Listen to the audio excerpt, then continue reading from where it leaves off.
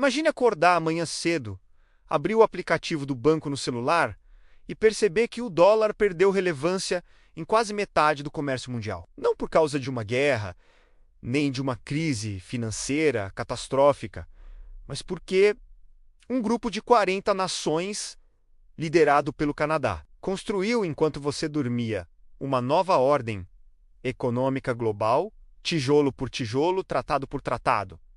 E os Estados Unidos simplesmente não foram convidados para a festa. Isso não é ficção científica. Isso está acontecendo agora, em tempo real.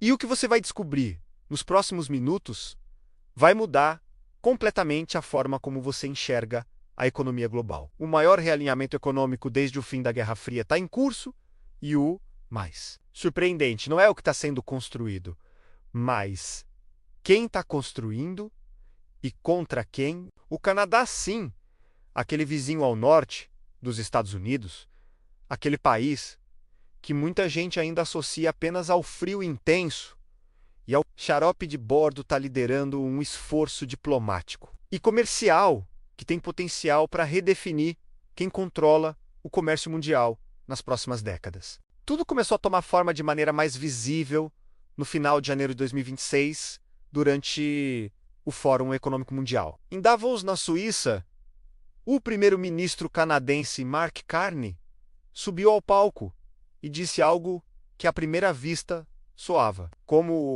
o tipo de discurso diplomático genérico que líderes mundiais costumam fazer nesses eventos. Ele falou em construir uma ponte entre o acordo abrangente e progressivo para a parceria transpacífica que chamamos de CPTPP, para simplificar. E a União Europeia, uma ponte entre dois gigantescos blocos econômicos que juntos formariam uma zona de livre comércio com cerca de 40 nações e 1,5 bilhão de consumidores, representando aproximadamente 40% do PIB mundial ou 45 trilhões de dólares. Muitos analistas ouviram isso e arquivaram mentalmente como mais uma proposta vaga de cooperação multilateral, UTICE, que políticos adoram proclamar em voz alta e que raramente vai além de belas palavras. Mas dessa vez, algo diferente acontecia nas sombras.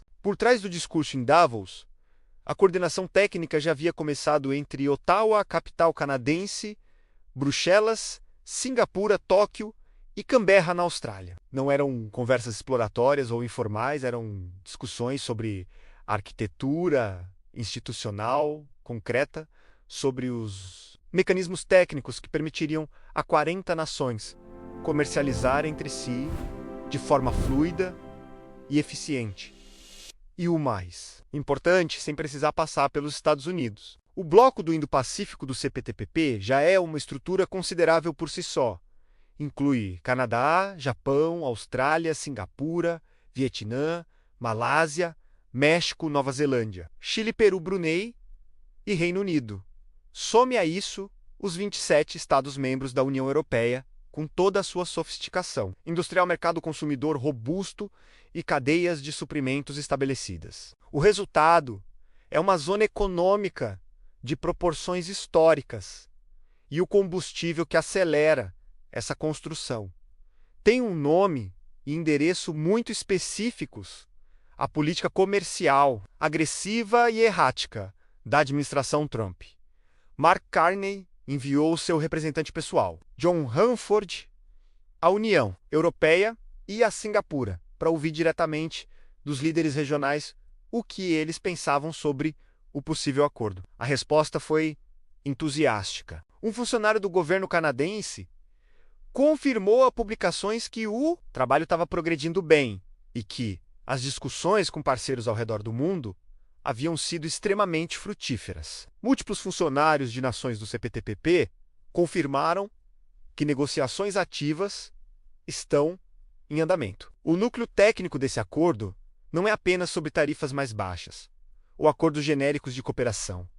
É sobre algo chamado acumulação de regras de origem. E esse conceito aparentemente burocrático, na prática, é uma das ferramentas mais poderosas que existem no comércio internacional moderno. Quando um produto é fabricado Ele carrega uma espécie de nacionalidade econômica determinada, pelo lugar onde seus componentes foram produzidos e montados. Atualmente, cruzar fronteiras entre acordos comerciais diferentes gera tarifas adicionais. Com a acumulação, componentes de qualquer membro do bloco podem ser contados como parte de uma zona econômica unificada. Um fabricante japonês pode comprar componentes no Vietnã, montar no Canadá e exportar para a Alemanha com tarifas mínimas ou zero. Se está gostando desta síntese dos acontecimentos atuais, inscreva-se no Flow Moments 22 e deixe seu like. Empresas alemãs poderiam produzir baterias do Japão, semicondutores de Singapura e montar veículos no México para venda na Europa e na Ásia.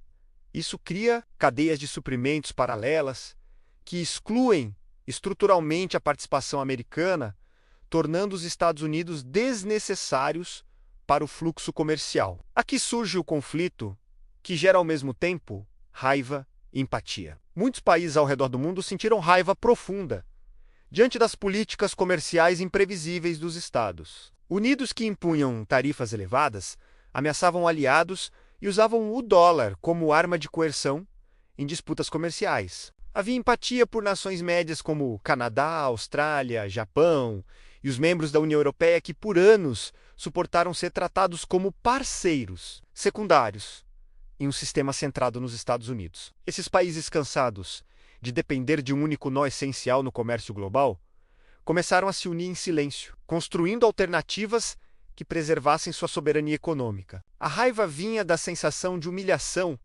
constante quando acordos eram rompidos unilateralmente, e a empatia brotava ao ver líderes como Mark Carney posicionando o Canadá como voz de poderes médios que se recusam a aceitar coerção em guerras comerciais. O mundo assistia a um gigante sendo desafiado não com tanques ou mísseis, mas com tratados técnicos. E reuniões discretas em sala de conferência, o que pega todo mundo de surpresa é a velocidade e a profundidade com que isso aconteceu. Ninguém esperava que o Canadá, o país visto por muitos como pacífico e dependente do vizinho do sul, assumisse o papel de arquiteto principal dessa ponte transcontinental. Enquanto o discurso em Davos soava diplomático nos bastidores, as negociações técnicas já avançavam em ritmo acelerado, com foco na integração real de regras de origem que transforma blocos separados em um único espaço econômico fluido. O fato de que o Acordo Abrangente e Progressivo para a Parceria Transpacífica nasceu exatamente porque os Estados Unidos saíram do TPP original em 2017, deixando os outros membros para formar o CPTPP. Sem eles, agora esses mesmos membros estão ampliando o bloco para incluir toda a União Europeia, criando um gigante que nem os analistas mais otimistas previam tão cedo. A surpresa está na ironia histórica.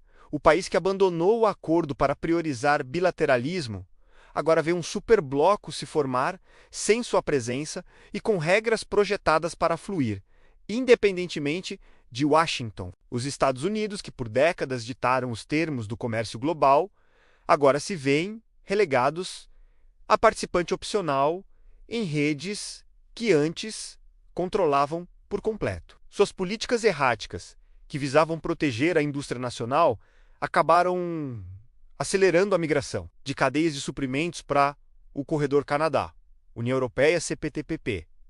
Fabricantes americanos enfrentam relações fragmentadas, enquanto concorrentes na Europa e na Ásia ganham vantagens competitivas com tarifas zero e integração total. O dólar, que financiou o domínio americano por gerações, pode perder relevância em quase metade do comércio mundial, não por colapso interno, mas por exclusão sistemática de sistemas alternativos, commodities que antes fluíam predominantemente através de padrões e contratos, em dólar agora encontram rotas paralelas que reduzem a dependência americana. Investimentos estrangeiros diretos começam a se redirecionar para o novo bloco, onde a certeza regulatória e a ausência de ameaças tarifárias súbitas oferecem ambiente mais estável. O país que se via indispensável descobre que o mundo aprendeu a contorná-lo, construindo pontes que o deixam de fora. Nenhum país, por mais poderoso que seja, detém o controle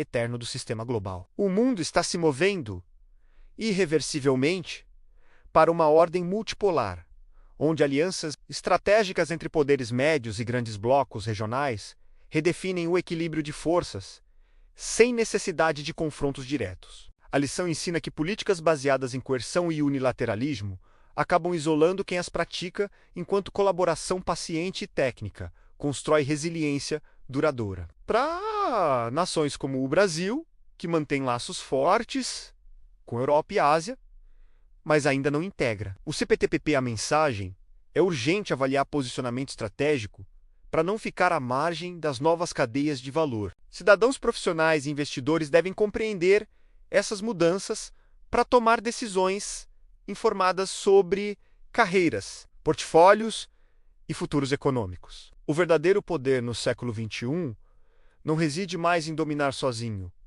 mas em saber conectar e integrar com inteligência. Essa nova realidade não deve gerar pânico, e sim consciência, porque, quando cadeias são redesenhadas, o mundo inteiro decide como se relacionar com o bloco dominante e cabe a cada um escolher se participa ativamente ou observa de fora. Deixe nos comentários o que você acha dessa nova ordem econômica que está sendo construída e conte em qual estado do Brasil você está assistindo isso agora. Se gostou desta síntese dos acontecimentos atuais, inscreva-se Flow Momentes 22 e deixe seu like.